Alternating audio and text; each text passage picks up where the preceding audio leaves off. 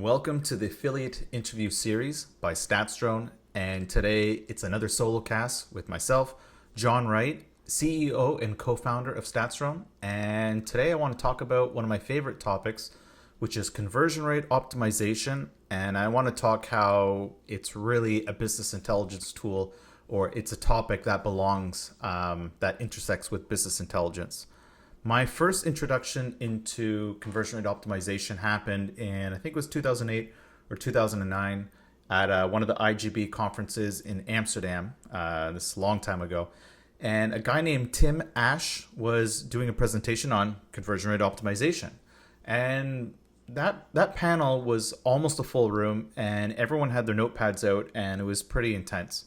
Everyone was listening to what Tim had to say. Tim at the time had a book that he just launched.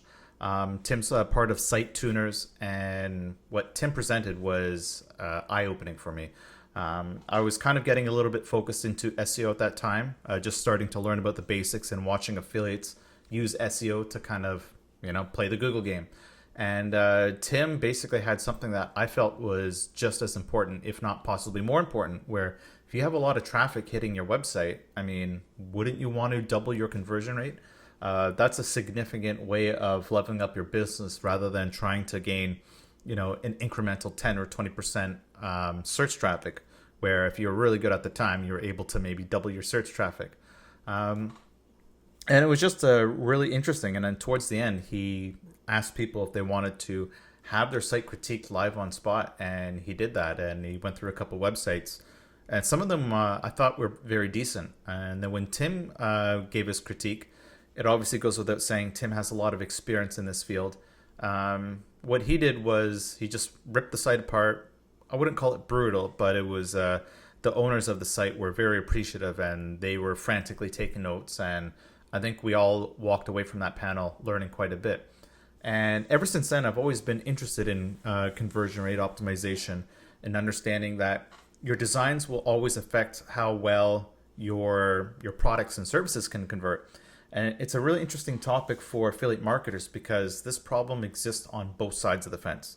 For affiliates and publishers, as well as operators, affiliate programs, and maybe affiliate managers don't have to deal with this in particular, but it's a critical component.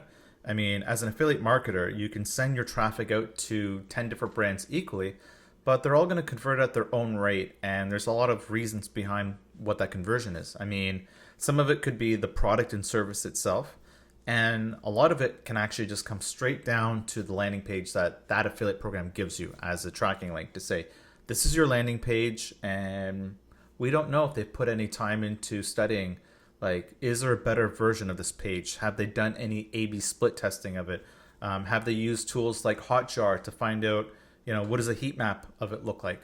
And I think the heat map software is, it's always interesting to look at because what I like to do whenever I use these tools is I like to come up with my own guess or hypothesis of what I think is good and bad. And then when I get the results back, it helps me sharpen my skill set in terms of trying to guesstimate what I think is a good, conversion. And I started wondering, is the future of conversion rate optimization and tools like Hotjar, are they at risk of being kind of either wiped out or taken over by AI? And I thought about it, and I think the answer is partially yes, but mostly no. It's really interesting that AI could hypothetically build us, really high converting landing pages. And the only thing you need after that is a bit of feedback to say, this is the landing page we made. These are the results. Let's make iterations of it. And let's start converging towards the perfect landing page. I think AI tools are going to help us get into this space. But, with tools like Hotjar, some of the power in what they have is being able to record user journeys and going, sometimes you don't need 1,000 data points of 1,000 different visitors visiting your website. Sometimes all you need to do is watch 3 videos of people navigating your website, and maybe they scroll down to 2/3 of the page and they stop, and there's something that they see that they like, and they click on it. And sometimes you don't need a heat map to say, well, is this a good conversion or not? It could be the content itself that pulled the person in. And I think as time goes on, we're always going to want to pay attention to user behavior. I don't know if AI tools can make these things any better, but they can help us in terms of the feedback loop and learning from it.